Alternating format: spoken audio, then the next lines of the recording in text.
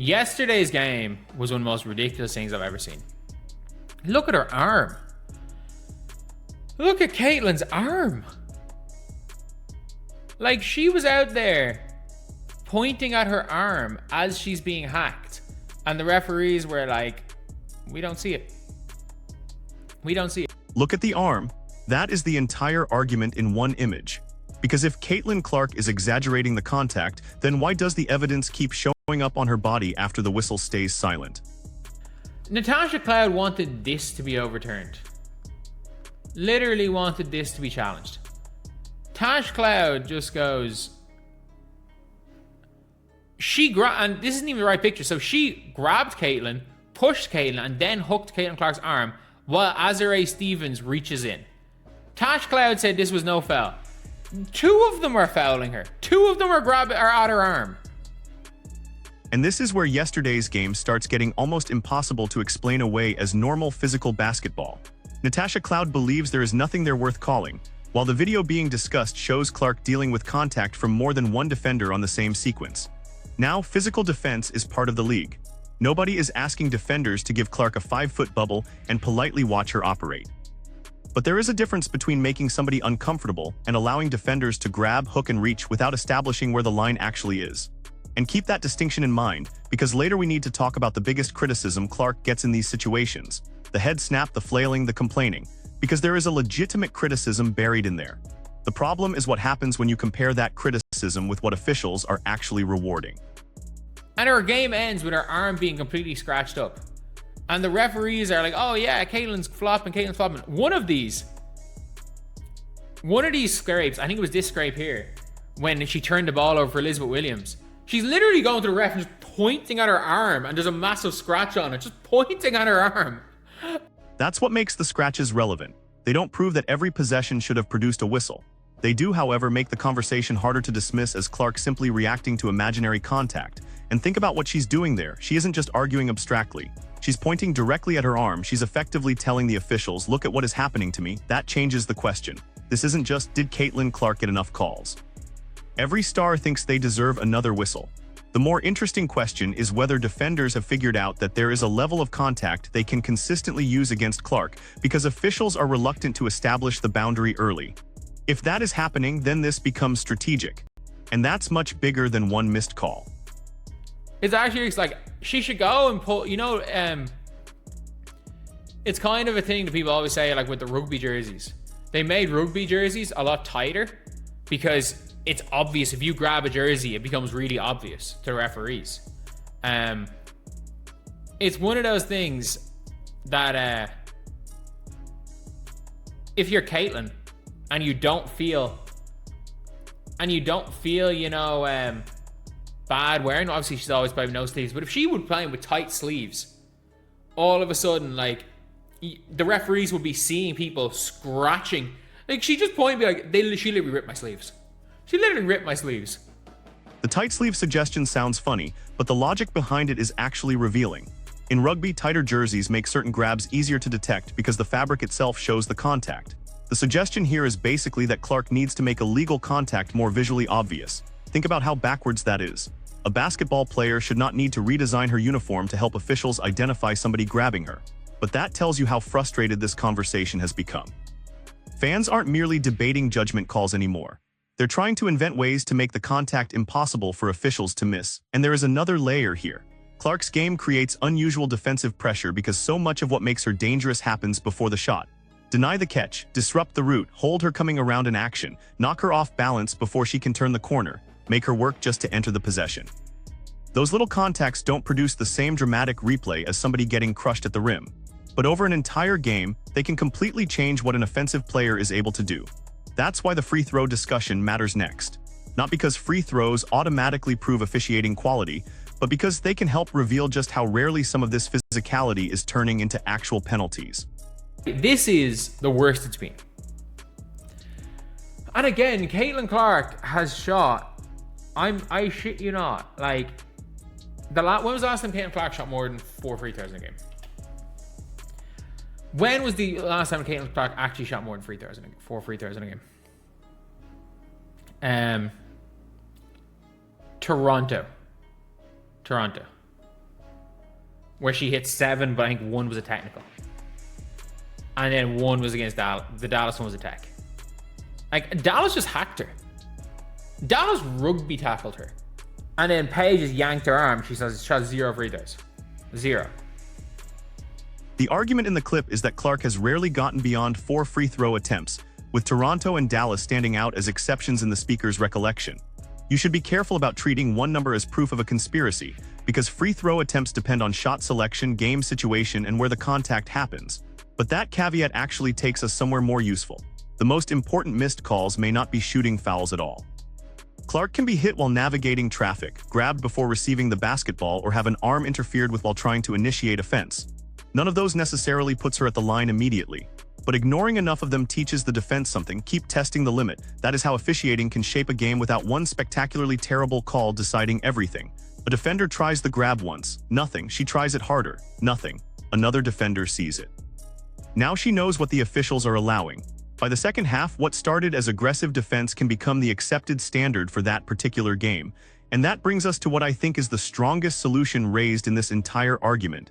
It isn't give Caitlin Clark superstar calls. It's almost the opposite. Call the game aggressively before it becomes chaos. They're hacking her, they're going at her arms. And it's not really the at the basket ones that are a problem, because Caitlin does throw herself to the ground at the basket. It's hard to judge them. Like, the thing is with referees, they don't want to call every single possession. They don't. They don't want to, every single possession, call a foul. And I kind of get that. But the problem is that call them early. Call them early. Call 2 in the first possession, in the first 2 possessions of the game. If people foul Caitlin Clark twice in the first 2 possessions, call them. And then if they keep doing it again, call it again. Literally call it till they stop fouling. And they start fouling again. That is the key. Call the first obvious one. If the defender adjusts, great, the whistle worked. If she does it again, call it again. Officials don't need to whistle every possession forever. They need to establish the boundary clearly enough that players understand where legal defense ends. This is where people sometimes misunderstand what refereeing does. A whistle doesn't merely punish something that already happened. It influences what players are willing to attempt next. If grabbing a cutter gets called immediately, defenders adapt. If reaching across an arm gets called immediately, they adapt. If hooking somebody away from the ball gets ignored 5 consecutive times, they adapt to that too. And Clark presents a particularly difficult officiating challenge because defenders have an enormous incentive to disrupt her before she can create an advantage. Give her clean space and she can shoot from absurd distance. Let her turn the corner with momentum and she can manipulate the second defender. Allow her to see the floor comfortably and the passing windows start opening, so opponents would be foolish not to make her uncomfortable. The official's job isn't to stop that physicality. Their job is to separate legal physicality from fouling, and if they don't make that distinction consistently, everybody loses. Clark gets increasingly frustrated.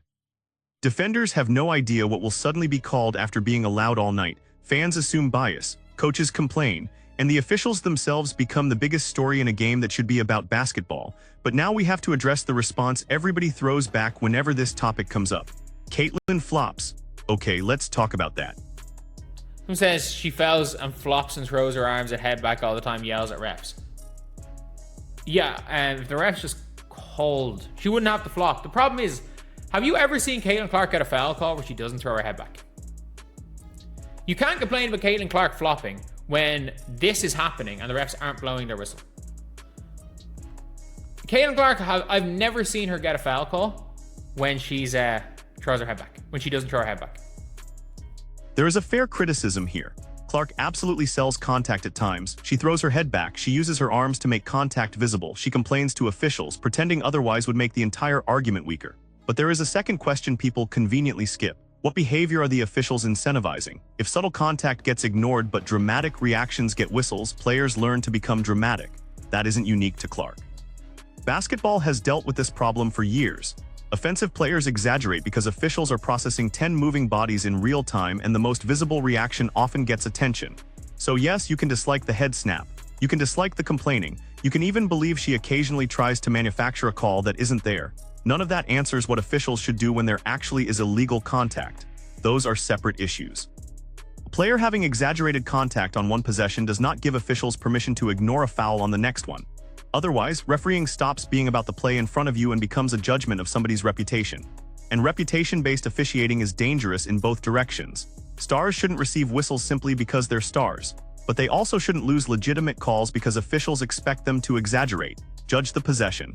That sounds incredibly simple. Yet the collection of examples discussed next is why this controversy has become so much bigger than yesterday's game. Same with the complaining to refs. Like, I tweeted out, like, none of these, by the way, were called as fouls. None of these. So in yesterday's game, or none of these were called as fouls.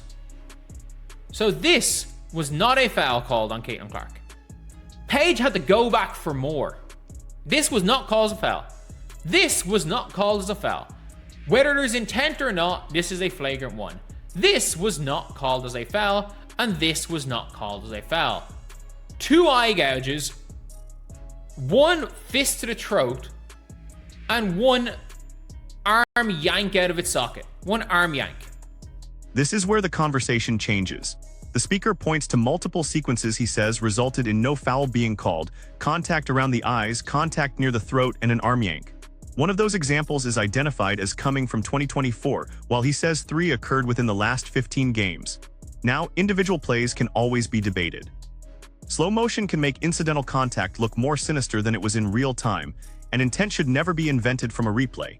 A missed foul is not automatically evidence that somebody deliberately tried to injure another player, but you don't need to claim malicious intent to recognize a pattern worth examining. The standard can be wrong without the players being villains. That's an important distinction because Caitlin Clark conversations become tribal almost instantly. One side sees every piece of contact as proof she's being hunted. The other side sees any complaint as proof her fans can't handle physical basketball. Both positions flatten what is actually happening. The useful question is much narrower. Are officials consistently identifying illegal contact involving Clark? And once enough disputed examples accumulate, the league has a credibility problem whether the underlying explanation is bias, inconsistency, positioning, Clark's style of play, or simply bad officiating. Because fans don't experience refereeing through an internal league grading system. They experience it through what they can see. They see a replay, they see contact, they see no whistle. Then they see a softer call on the other end. That's when frustration becomes distrust. And once fans stop believing the same standard is being applied, every future whistle gets interpreted through that suspicion. There is nobody that's refereed as badly as she is. Fuck it, like she got fouled by Phoebish on a layup late in the game, and everyone's talking about her being dumb for going for layup. She got hacked. The problem is that yes, in the past, in 2024, Caitlin struggled with physicality. She absolutely struggled with physicality. There's no question about that. In 2026, Caitlin Clark struggles with getting hacked. And this is the historical comparison that matters. The criticism of Clark in 2024 was different. She came into a league filled with stronger, more experienced professional defenders, and there were absolutely possessions where the physicality bothered her. That's normal for a young guard adjusting to the WNBA. But according to the argument here, 2026 is not simply a repeat of that rookie season weakness. The claim is that she has adapted to physical basketball, while the unresolved issue is illegal contact being allowed inside that physicality. That distinction matters because otherwise every time Clark gets grabbed, people can dismiss it by saying she needs to get stronger. At some point, strength isn't the issue. You can build muscle without making your arm immune to being hooked. You can improve balance without making a reach suddenly legal. You can learn to absorb contact without giving defenders permission to grab. And this is where the league has to be careful with the phrase physical basketball. Physicality is not a substitute for rules. Great defensive leagues are physical because players use positioning, strength, anticipation, and disciplined contact. They aren't great because officials randomly decide which grabs count. In fact, inconsistent whistles can hurt defenders too. Imagine being allowed to play a certain way for 3 quarters and then getting called for the same contact with 2 minutes remaining. From the defender's perspective, that feels arbitrary. Consistency protects everybody. And this brings us to the payoff, because the biggest problem isn't actually whether one referee likes or dislikes Caitlin Clark. It's what happens when inconsistency creates the appearance that the entire system treats her differently. And the referees are doing zilch. I mean zilch to stop the narrative that Caitlin Clark is being targeted by them and to stop all this social media narrative. Because I can't even say it's a bullshit narrative because she is the worst refereed player in the league. She is absolutely the worst refereed player in this league, and it's not even close. That's the accusation at its strongest, that Clark is the worst refereed player in the league. I wouldn't jump from missed calls to saying officials are deliberately out for her. Intent is a much higher bar than inconsistency, and nothing in these clips proves a coordinated effort against one player. But the league doesn't need an actual conspiracy to have a serious problem. It only needs enough visible inconsistency that reasonable people start wondering why the same thing keeps happening. That is the real danger, because Clark isn't just another player whose fan base will forget a missed call 20 minutes after the game. Every possession involving her gets clipped, slowed down, posted, and argued over by an enormous audience. A questionable sequence can be viewed from 5 angles before the post-game press conference even begins. That level of scrutiny means officiating mistakes involving Clark have a completely different public life. And no, that does not mean she deserves special treatment. It means the opposite. The league needs boring consistency. The ideal outcome is that nobody is talking about officials because everybody understands the standard. If a defender legally bodies Clark, play on. If Clark initiates the contact, play on. If she flops without meaningful contact, don't reward it. If somebody grabs her arm, call the foul. There shouldn't be a Caitlin Clark rule. There should be a basketball rule applied the same way every time. Because once people start believing the whistle depends on the name on the jersey, every call becomes radioactive. It's not even close. Like Caitlin with flopping. Caitlin has obviously flopped. Every player in the world has flopped. Every player in the world has embellished contact. Like we've seen Caitlin go down with no contact. We've seen Paige go down with no contact. We've seen Angel Reese headbutt somebody and then get called for a flagrant foul because she headbutted somebody, and while the player she headbutted fell down, that player grabbed onto her and she was on the receiving end of a flagrant foul for initiating a headbutt. We've seen Aja consistently flail on jump shots. And this is why the flopping argument cannot be selectively applied. Clark has flopped. Other players have sold contact too. The clip specifically points to examples involving Paige and Aja while making the broader point that exaggeration is not unique to one star. That's basketball. Players are constantly searching for tiny advantages. They'll manipulate screens, exaggerate bumps, lean into defenders, and react dramatically when they believe it might produce a whistle. The answer can't be to choose one player as the symbol of everything wrong with flopping while ignoring actual fouls committed against her. If the league wants less exaggeration, enforce the rules that already exist. Reward legal defense. Penalize illegal contact. Don't force players to audition for the whistle. Because the moment a player believes ordinary contact won't be noticed unless she snaps her head back, you've created the incentive for exactly the behavior fans claim to hate. And there is another uncomfortable possibility here. What if Clark's reputation is now working against her? What if officials have heard the complaints about flopping and complaining so often that borderline plays involving her are subconsciously judged differently? I'm not saying that's what is happening. We cannot know what's in an official's mind from television footage. But this is exactly why consistent mechanics matter. Officials have to judge what happened, not who they expect to exaggerate. The moment reputation enters the equation, objectivity becomes much harder to defend. Because, it's not as bad anymore, but earlier in the year, Caitlin would look at a player and she would commit a foul. When she was picking up those 5 fouls a game, she would be getting 2, 3, 4 phantom fouls a game. Legitimate phantom fouls. Not even soft fouls, phantom, as in they were not. There was nothing that could have been deemed as a foul in that scenario. And now the other side of the whistle becomes part of the case. The speaker argues that earlier in the year Clark herself was picking up fouls he believed were phantom calls, sometimes while accumulating 5 fouls in a game. That is important because this isn't merely an argument that Clark deserves more offensive whistles. It's an argument that the entire standard around her has sometimes looked unstable. And unstable officiating is arguably worse than simply having a loose whistle. Players can adjust to a consistently physical game. Players can adjust to a tightly called game. What is incredibly difficult to adjust to is a game where similar contact produces different outcomes from possession to possession. That destroys the feedback loop players rely on. If I'm a defender and you call my hand check immediately, I know to remove my hand. If I'm an offensive player and you let defenders grab me off the ball, I know I need another solution. But if neither side knows what will be called, the frustration starts replacing the basketball.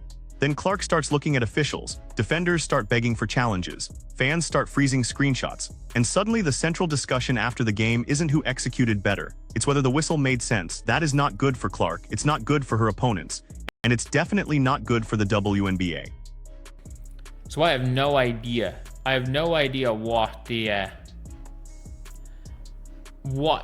league is going to do, because it's not referees need to be seen. So what should the league actually do? Not protect Caitlin Clark, not create special rules for her, not instruct officials to send her to the free throw line because she's popular. Just establish the standard early and enforce it consistently. If the first defender grabs her coming around in action, call it. If Clark creates the contact herself, don't bail her out. If she exaggerates nothing, ignore the performance. If somebody gets into her arm illegally, blow the whistle before the game turns into a wrestling match. And most importantly, stop allowing ambiguity to become the story. Because that's the real reason this controversy keeps growing. Every uncalled grab feeds the people who believe Clark is being targeted. Every exaggerated reaction feeds the people who believe she gets special attention. Every inconsistent whistle gives both groups another clip to use against each other. The officials can shrink that argument dramatically by becoming predictable. That's it, predictable. Nobody should finish a game wondering whether wearing tighter sleeves would make fouls easier to see. Nobody should have to point at scratches as if they're presenting evidence in a courtroom. And defenders shouldn't spend the night guessing whether contact that was legal in the first quarter will suddenly become a foul in the fourth. Clark has a responsibility too. Keep playing through legal physicality. Cut down the unnecessary reactions. Don't spend possessions arguing instead of getting back into the play. The stronger her case is, the less she needs to sell it. But the league has the larger responsibility because players can only adapt to the standard officials establish.